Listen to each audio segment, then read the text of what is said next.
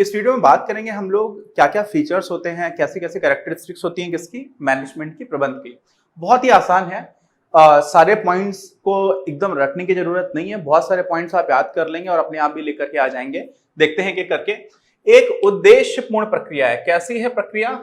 उद्देश्यपूर्ण। कौन सी प्रक्रिया? प्रबंध। क्यों है उद्देश्यपूर्ण प्रक्रिया? क्योंकि भाई ऑर्गेनाइजेशन ही तब बना था जब कोई उद्देश्य की पूर्ति करनी थी। इसका मतलब क्या हुआ कि किसी भी ऑर्गेनाइजेशन का एग्जिस्टेंस ही तब आया जब कुछ उद्देश्य थे। तो उन उद्देश्यों को पूरा करने के लिए हमें क्या चाहिए? प्रबंध की आवश्यकता है। तो जब किसी भी ऑर्गेनाइजेशन के उद्देश्य हैं, संगठन का गठन ही उद्देश्यों की पूर्ति के लिए हुआ, तो उन्हीं को पूरा करने के लिए हम लोग प्रबंध लेकर के आ रहे हैं। तो ये भी क्या हो गया? उद्देश्यपूर्ण हो गया। और यहां पर एक चीज लिखी हुई है कि स्पष्ट होना चाहिए और सरल होना चाहिए। क्या? जो भी किसी भी ऑर्गेनाइजेशन के उद्देश्य हैं, स्पष्ट नहीं रहेगा तो क्लैरिटी नहीं रहेगी कि आपको अचीव क्या करना है, और सरल नहीं रहेगा तो समझ में नहीं आएगा, कॉम्प्लेक्स हो जाएगा कि है क्या एग्जैक्टली। मतलब बहुत आसान हो, स्पष्ट हो, ऐसे उद्देश्य होने चाहिए। अच्छा, तो ये हमारी पहली विशेषता हो गई। कितना आसान था उद्देश्यपूर्ण प्रक्रिया। ठीक। दूसरी में क्या है? सर्वव्यापी। सर्वव्यापी का मतलब होता है कि यार मैनेजमेंट जो है ना वो ऑल परवेसिव है। ऑल परवेसिव मतलब सारी जगह पर फैला हुआ है। सारी जगह पर फैला हुआ का मतलब क्या हुआ कि यार इंडिया में भी आप मैनेज करोगे। बहुत से आजकल मल्टीनेशनल कंपनीज हैं, जैसे अभी एक मैंने कंपनी का लिंक्डइन पर वो देखा, सीमेंस नाम की कंपनी है, जर्मनी की कंपनी है। तो उसमें जर्मन एम्प्लॉयज जो है उनके लिए बोल दिया गया है कि हमेशा के लिए ही चाहे जहां से काम करना चाहो वहां से कर सकते हो। क्यों? क्योंकि लॉकडाउन में उन्होंने वर्क फ्रॉम होम सबको दे रखा है। इंडिया में भी वर्क फ्रॉम होम दे रखा है। तो मेरी एक फ्रेंड है, उसको मैंने मैसेज किया कि तुम्हारी तो बहुत ऐश हो गई, अब तुम भी चाहो तो घर से काम करते रहो हमेशा ही। तो बोलती है सिर्फ यहाँ के लिए नहीं किया गया, जर्मन के लिए, सिर्फ जर्मनी में जो लोग एम्प्लॉयज उनके लिए किया गया। तो हुआ क्या कि जो मैनेजमेंट है वो जर्मनी में भी काम कर रहा है, इंडिया में भी काम कर रहा है, यूएसए में है तो वहां पर भी काम करेगा, चाइना में भी इनकी एक ब्रांच है तो वहां पर भी काम करता है। तो किसी भी कंपनी का मैनेजमेंट हर सारी जगह पर देखेगा। और साथ में मैनेजमेंट इन जनरल ऐसा नहीं होगा कि यूएसए में ही मैनेज किया जाता है, इंडिया में मैनेज नहीं होता है, सारी जगह पर मैनेजमेंट होगा। तो ये भी कितनी ऑब्वियस बात है भाई, सीधी सी बात है। प्रबंध एक ऐसी चीज है, अब सांस लेने की बात है तो इंडिया में भी सांस लोगे और यूएसए में भी सांस लोगे, तो वैसी चीज हो गई है कि प्रबंध जो है वो सारी जगह पर हो रहा होता है। उसमें हम भौगोलिक सीमाओं से परे होती है ये चीज। दूसरा, कई लोग ये सोचते हैं कि जो मैनेजमेंट है वो सिर्फ और सिर्फ हमारे जो इकोनॉमिक यूनिट्स हैं, फाइनेंशियल यूनिट्स हैं या कंपनीज हैं उन्हीं में हो रहा होता है। ये बिल्कुल गलत है। सामाजिक संगठन है कोई भी, है ना, बहुत सारे ऐसे संगठन है जो सामाजिक उद्देश्य की पूर्ति के लिए काम कर रहे होते हैं, और उन संगठनों में भी हमें बहुत ज्यादा प्रबंध की आवश्यकता होती है। कई बार शिविर लगाते हैं लोग, कई बार अभी आपने देखा जब दिल्ली में कोरोना के बाद से बहुत सारे हमारे जो डेली वेज लेबरर्स हैं बेचारे नंगे पैर जा रहे थे, तो उनको खाना खिलाने के लिए काम कर रहे थे। और इसमें हमारे यहाँ जो सरदार लोग हैं ना वो बहुत अच्छा काम करते हैं। लंगर जो है वो इतनी अच्छी सेवा है। तो कई ऐसे सामाजिक संगठन हैं सरदारों में, वो क्या करते हैं? लंगर सेवा किया करते हैं। तो वो भी एक सामाजिक उद्देश्य की पूर्ति के लिए काम कर रहे हैं, और वहां पर भी मैनेजमेंट करना होता है। तेल तो कम नहीं पड़ गया, आटा कितना होगा, बारिश में आटा ना भीग जाए, कितने लोग लगाने हैं। और लंगर में होता क्या है, एक और चीज समझिए, लंगर में बहुत इंपॉर्टेंट ये चीज हो जाती है, क्योंकि लंगर में बहुत सारे लोग ऐसे आ रहे होते हैं जो वॉलंटरीली वर्क करते हैं। वॉलंटरीली मतलब आ करके सेवा दे रहे हैं कि अच्छा ठीक है मैं काम कर देता हूं। अब ऐसे लोगों को भी एकदम से सही जगह पर सही जगह लगा पाना, है ना, कि कोई भी अचानक से आ गया, अच्छा मुझे काम करना है, आपको क्या आता है, पूड़ी बनाना आता है तो आप यहाँ पे बैठ जाओ, तो वो भी मैनेजमेंट है। ठीक है। तो सामाजिक संगठनों में भी बहुत ज्यादा प्रबंध की आवश्यकता होती है। इसका मतलब सिर्फ आर्थिक में नहीं होता। राजनीतिक संगठन, हमारे देश में बहुत सारी राजनीतिक पार्टियां हैं, है ना, राष्ट्रीय कांग्रेस है, इंडियन नेशनल कांग्रेस, ऐसे ही भारतीय जनता पार्टी है जो जिसके भी केंद्र सरकार है, बहुत सारे प्रदेशों में भी सरकार है। आम आदमी पार्टी है, बहुत तेजी से निकल करके आई थी अरविंद केजरीवाल जी की। तो अरविंद केजरीवाल जी हुए, अमित शाह जी हुए, ये लोग बहुत अच्छे मैनेजर्स हैं, है ना। इतने सारे बड़े ऑर्गेनाइजेशन को मैनेज कर पाना, मीटिंग्स बुलाना, हर जगह पर जाना, रैली करना, फिर इस प्रदेश में चुनाव, उस प्रदेश में चुनाव, फिर सरकार भी चलाना। आप होम मिनिस्टर भी हैं, अरविंद केजरीवाल चीफ मिनिस्टर भी हैं। तो इतनी सारी चीजें ये लोग मैनेज कर रहे होते हैं। तो ये लोग भी बहुत अच्छे मैनेजर्स हैं। इसका मतलब क्या हुआ कि किसी भी तरह का संगठन हो वहां पे मैनेजमेंट की जरूरत पड़ती है। ऐसा नहीं कि सिर्फ कंपनीज में पड़ती है। तो ये क्या उसको बोल देंगे हम लोग कि सर्वव्यापी है, ऑल परवेसिव है, ओमनी प्रेजेंट है, इस तरह का बोल सकते हो। बहुआयामी है, मल्टी डायमेंशनल है। मुख्य रूप से हम लोग 3 डायमेंशंस की बात करते हैं। ठीक है। किस किस तरह के डायमेंशन की बात करते हैं? देखो यार, कोई भी किसी भी तरह का ऑर्गेनाइजेशन है ना, उसका एक उद्देश्य तो होता है कि किसी तरह के कार्य की पूर्ति करना है, कोई ना कोई काम तो करना है, वो सबसे इंपॉर्टेंट रहता है। अब सबसे इंपॉर्टेंट का मतलब ऐसा नहीं है, जैसे देखिए मैं छोटा था तो कक्षा 11 में जब हम लोग गए तो यूपी बोर्ड में जिन लोगों ने अच्छा परफॉर्म किया था उन लोगों को एक भारत की पहली साइंस कॉन्क्लेव हुई थी, उसमें जाने का मौका मिला था। और मैं गया उसमें, तो वहां पर नोबेल प्राइज विनर्स आए थे, बहुत बड़े बड़े लोग आए थे जिन्होंने नोबेल प्राइज जीते हुए दुनिया में। तो मैं उन लोगों से, सारे लोगों से बुलाता था, प्रश्न पूछो, सब लोग हेजिटेट करते थे। और मुझे एक चीज बचपन से नहीं समझ में आती थी कि सबसे ज्यादा इंपॉर्टेंट काम क्या है, सबसे इंपॉर्टेंट काम क्या होता है। तो उस पर मैं कभी अलग वीडियो बनाऊंगा, लेकिन जब मैं उनसे पूछता था तो कई बार जो अल्टीमेटली मुझे आंसर मिला वो ऐसा मिला कि किसी भी चीज में कोई भी चीज सबसे इंपॉर्टेंट नहीं होती। आपको क्या अच्छा लगता है, ये इंपॉर्टेंट होता है। कोई ऑर्गेनाइजेशन है, कोई बाइक है, उसमें क्या अच्छा होगा। अब मेरे पास मोटरसाइकिल है, बाइक है, अब उस बाइक में सबसे ज्यादा इंपॉर्टेंट क्या है, कोई बोलेगा इंजन सबसे ज्यादा इंपॉर्टेंट है, लग सकता है। इंजन सब कुछ सही चल रहा था, ब्रेक खराब थी और मैं ब्रेक नहीं लगा पाया, मेरा एक्सीडेंट हो गया, मैं मर गया, तो ब्रेक भी इंपॉर्टेंट हो गई, है ना। हर चीज इंपॉर्टेंट होती है। और इंजन भी कोई एक चीज तो है ना, इंजन में बहुत सारी चीजें रहती हैं। हो सकता है इंजन बढ़िया चल रहा है और मेरा जो पेट्रोल था वही लीक कर रहा है। अब वो पेट्रोल लीक ही करता जा रहा है तो पेट्रोल ही नहीं पहुंच रहा है उसमें, तो भी इंजन काम नहीं करेगा।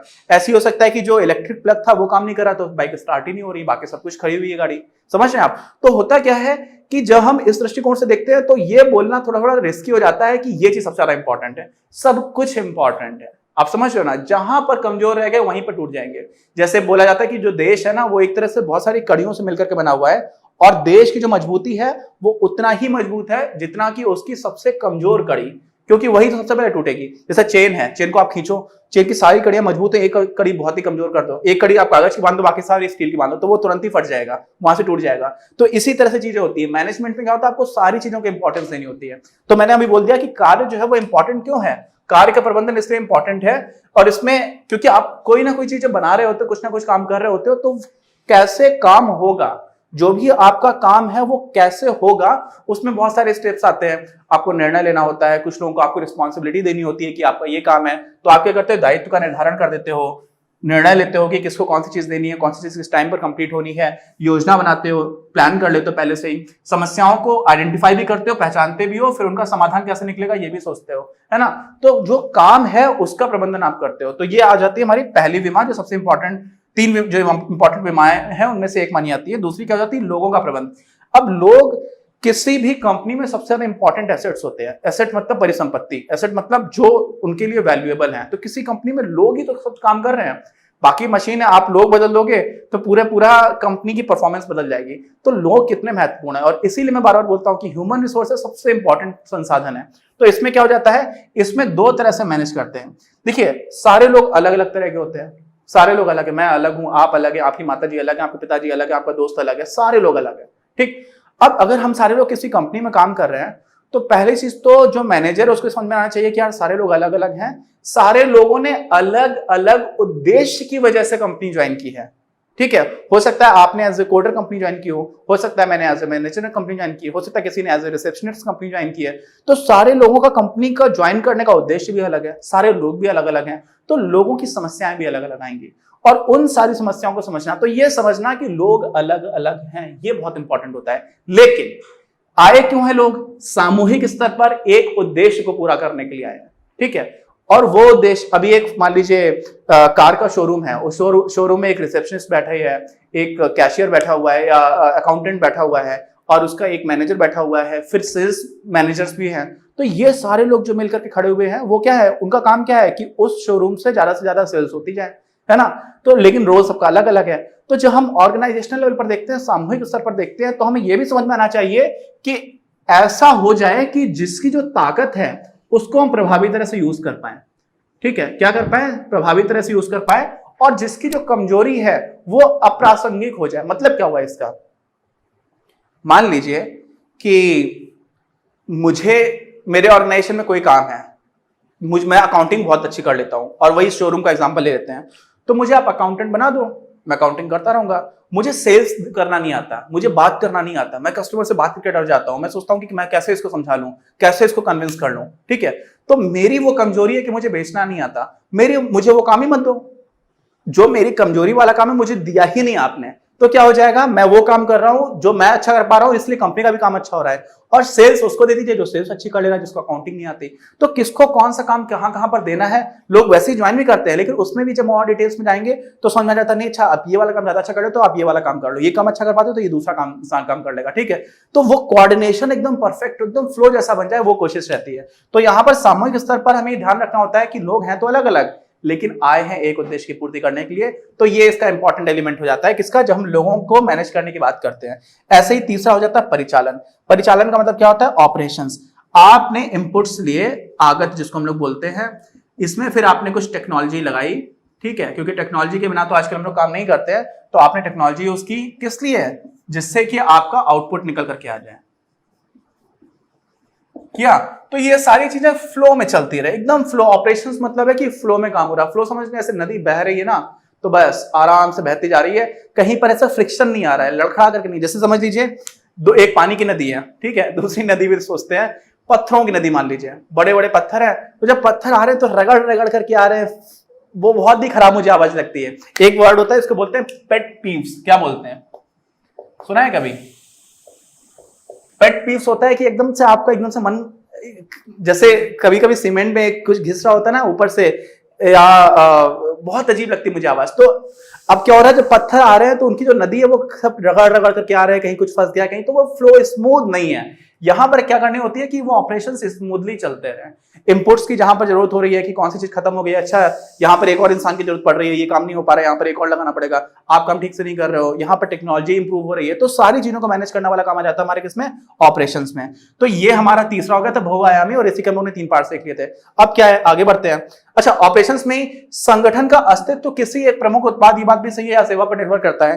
देखो ऑपरेशंस में होता क्या है कि हम आउटपुट बनाने की कोशिश कर रहे होते हैं। क्या करने की कोशिश कर रहे होते हैं, आउटपुट की। और ये आउटपुट क्यों इंपॉर्टेंट होता है, क्योंकि ज्यादातर केसेस में ऐसा होता है, कोई भी कंपनियां उठा करके देखो कि कुछ प्रोडक्ट्स बहुत इंपॉर्टेंट होते हैं। दुनिया में सबसे बड़ी कंपनीज में आती है एप्पल, फोन बनाती है, मोबाइल फोन, ठीक है, लैपटॉप बनाती है मैक नाम से, आईफोन्स, आईपैड और लैपटॉप्स मेनली। तो ये प्रोडक्ट बनाना बहुत इंपॉर्टेंट उनके लिए। बाकी सारी उनकी ब्रांडिंग और बहुत अलग अलग तरह के डिपार्टमेंट्स में 50 तरह की चीजें चल रही हैं। लेकिन ऑपरेशंस में क्या हो रहा है कि हम आउटपुट कैसे बना पाए, क्यों, क्योंकि अल्टीमेटली उनका जो अस्तित्व है वो उसी पर टिका हुआ है। तो इसलिए ऑपरेशंस बहुत अच्छे से चलने चाहिए, बहुत ही इंपॉर्टेंट रोल रहता है ऑपरेशंस का किसी भी कंपनी में। फिर क्या है, निरंतर चलने वाली प्रक्रिया है। निरंतर चलने वाली प्रक्रिया का मतलब क्या हुआ, आप किसी भी तरह के मैनेजर हो, हमेशा कुछ ना कुछ काम आता रहेगा आपके पास। मैनेज करने का मतलब क्या होता है कि आप लगातार एफिशिएंसी इंप्रूव करते जाओ, तो आप के पास हर पॉइंट ऑफ टाइम पर ही बहुत सारा काम रहेगा। ये भी देखना है, वो भी देखना है, वो भी देखना है, वो भी देखना है। तो आप क्या करते हो, आप ये सोचते हो जो चीज सबसे ज्यादा पेनफुल हो रही है कंपनी के लिए, पहले वो ठीक करते हैं। तो जैसे वो ठीक हुई, फिर दूसरी चीज ठीक की, फिर तीसरी चीज ठीक की, तब तक पुरानी चीज फिर से कुछ गड़बड़ा गई, गड़बड़ाने की। जैसे मान लीजिए सब कुछ ठीक भी चल रहा है, उसके बाद भी हो सकता है कुछ एम्प्लॉयज हैं जिनको लग रहा है कि यार आपने मेरी सैलरी क्यों नहीं बढ़ाई, तो आपको उनसे बात भी करनी है। अगर आप ह्यूमन रिसोर्स देख रहे हो, है ना। ऐसे ही हो सकता है कि जो आपका सप्लायर है वो सोच रहा है कि आपने तो हमें बोला था कि आप थोड़े हमारे पैसे बढ़ा दोगे, आपने अभी तक नहीं बढ़ाया, या फिर आपने हमसे कहा था कि आप ज्यादा सामान खरीदो, आप नहीं खरीद रहे हो। तो हमेशा ही आपको बाकी लोगों से बातचीत भी करनी रहती है। तो काम लगातार भी चलता है और काइंड ऑफ कभी खत्म नहीं होने वाला होता है। तो कभी खत्म होने वाला काम नहीं, इसका तो आप सोचोगे अरे इसका तो मैनेजमेंट कभी खत्म ही नहीं हो पाएगा। तो हमेशा ही इंप्रूवमेंट का स्कोप होता है रियल लाइफ में। ऐसा नहीं होता कि आप काम खत्म कर लोगे, ठीक है। जैसे मान लीजिए मैं वीडियोस बनाना चाहता हूं, मैंने एक बार मान लीजिए सिलेबस कंप्लीट कर भी लिया, सिलेबस बदल सकता है, लेकिन सिलेबस कंप्लीट हो सकता है क्या। आप सोचिए कि सिलेबस में ही अगर मैं यही पढ़ाना चाहूं तो आपको सारे एग्जांपल्स कराता चला जाऊं, है ना, हर एक भी चीज ना छोड़ूं, तो वो एक लिमिट आप क्रॉस कर सकते हो, कंप्लीट नहीं हो सकता है ना। एकदम एब्सोल्युटली कंप्लीटनेस का सेंस आता ही नहीं है। तो मैनेजमेंट में भी क्या होता है कि आप लगातार कर इसलिए सकते हो कि हमेशा ही इंप्रूवमेंट का स्कोप है और बेहतर करने का स्कोप है। और बेहतर करने का स्कोप का मतलब ही क्या हो जाता है कि हमेशा निरंतर काम रहेगा। तो निरंतर एक क्रिया हो जाती है, निरंतर चलने वाली क्रिया हो जाती है। और एक सामूहिक क्रिया है, सीधी सी बात है। आप अकेले के लिए तो मैनेज करने की बात हो नहीं रही है, नॉर्मली हम लोग संगठन के हिसाब से मैनेज करने की बात कर रहे हैं। और संगठन में भी एक ही इंसान नहीं है जो मैनेज कर रहा है, हर इंसान अपने अपने लेवल पर भी चीजें मैनेज कर रहा है। तो कुछ तो मैनेजर्स हैं और बाकी जो एम्प्लॉयज है ना वो भी कई चीजें मैनेज कर रहे हैं, समझ रहे हैं ना। तो ओवरऑल जो मैनेजमेंट है वो उसमें कुछ ये जरूर हो सकता है कि कुछ हायर लेवल मैनेजर्स हैं जिनका मेन काम प्लानिंग का बहुत ज्यादा है, वो बहुत ज्यादा समय अपना योजना बनाने में दे रहे हैं। लेकिन जो लो लेवल मैनेजर्स हैं जिनके साथ भी कुछ लोग काम कर रहे हैं, उनका भी अपना काम है, वो भी अपनी टीम को देख पा रहे हैं, इमीडिएट टीम को देख पा रहे हैं, वो पूरे ऑर्गेनाइजेशन को नहीं देख रहे हैं, लेकिन वो भी मैनेज कर रहे हैं। तो ये उस सेंस में भी एक सामूहिक क्रिया है कि सारे लोगों को मिलकर के कलेक्टिवली आना होता है, ठीक है। तो ये भी एक इसकी क्या हो गई, विशेषता हो गई। ऐसी एक गतिशील कार्य है, बदलते परिवेश में अनुकूलन। इसका मतलब क्या हुआ, मैंने बताया था बदलता परिवेश में क्या क्या हो सकता है भाई। जैसे मान लो अभी इसी में मैं आपको उदाहरण दे सकता हूं। हमारे यहाँ पर एक कंपनी है, अभी खाने पीने का सामान मिलता है मैकडोनल्ड्स नाम से। क्या है, मैकडोनल्ड्स का। तो मैकडोनल्ड्स जो है ना वो क्या करती है, लोग अलग अलग तरह के, जैसे मैं आपको बताया था कि यहां पर भी आप देख लो और यहां से भी उसका कनेक्शन बनेगा। संस्कृति, परंपरा और इतिहास के हिसाब से कंपनीज को भी चेंज करना पड़ता है। और संस्कृति भी हमेशा स्टैटिक तो रहती नहीं है, हमेशा संस्कृति बदल रही होती है, कल्चर लगातार बदल रहा होता है, परंपराएं भी लगातार बदल रही होती हैं। तो कंपनीज को भी चाहिए या संगठन को भी चाहिए, किसी भी तरीके से कंपनीज की बात नहीं, संगठन कैसा भी हो, उसको भी अपने बदलते परिवेश के हिसाब से खुद को लगातार क्या करना होता है, परिवर्तित करना होता है। तो इसीलिए जो मैनेज करने वाले काम है ना, वो एक गतिशील कार्य है। आप अगर अनुकूलित नहीं हो पाएंगे तो आप एग्जिस्ट नहीं कर पाएंगे, आपका अस्तित्व खत्म हो जाएगा, तो वो संगठन चल नहीं पाएगा। और यहां पर जो मैं उदाहरण दे रहा था, जैसे संस्कृति, इसमें एक उदाहरण देते हैं, मैकडोनल्ड्स का मैंने उदाहरण दिया था। तो मैकडोनल्ड्स जो है ना, अमेरिकन कंपनी है, और वहां पर बीफ खाने में कोई समस्या नहीं होती। बीफ समझते हैं मतलब गौमांस। और भारत में हमारी जो संस्कृति है वो इसको तो बिल्कुल अलाउ नहीं करती है कि ये नहीं खाना चाहिए। और ऐसा जरूर है कि भारत में कई लोग उसको एक्सपोर्ट किया करते थे। हमारा जो डायरेक्टिव प्रिंसिपल्स है समाज संविधान में, उसमें भी बात होती है कि ये नहीं होना चाहिए। तो इन्होंने जब इनको भारत में आना था तो इन्होंने सोचा कि हम ये प्रोडक्ट तो बिल्कुल नहीं लॉन्च करेंगे, समझ रहे हैं, क्योंकि यहाँ पे आते तो उनकी कंपनी का खटिया खड़ी हो जाती, समझ रहे हैं ना आप। तो होता क्या है कि बहुत सारी चीजें ऐसी होती है, उनको पता है कि उस देश में क्या चल रहा है। जैसे आप मान लीजिए चाइना में किसी को घड़ी गिफ्ट कर दें तो वहां पर बहुत अशुभ माना जाता है घड़ी गिफ्ट करना, कि आपका टाइम आने वाला है, समझ रहे हैं।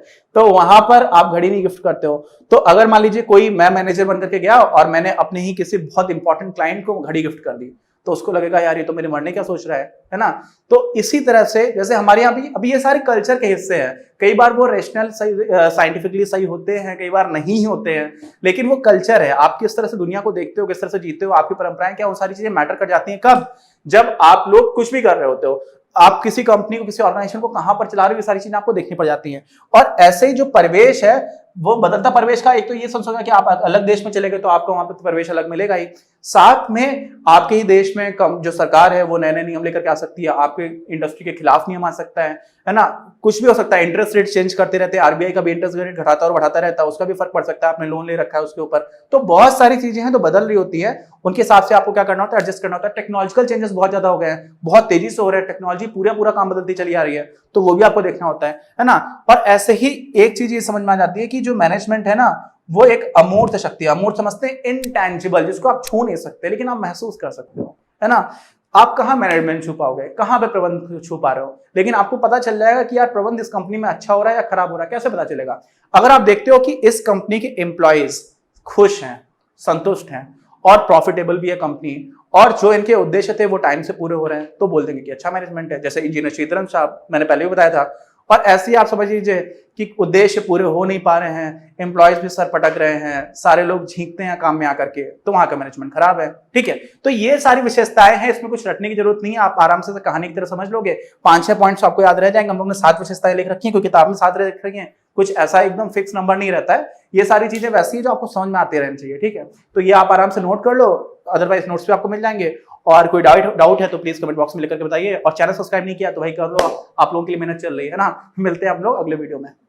अपनी क्लास का उद्देश्य आप सभी के लिए आप ही की भाषा में गुणवत्तापूर्ण शिक्षा उपलब्ध कराना है।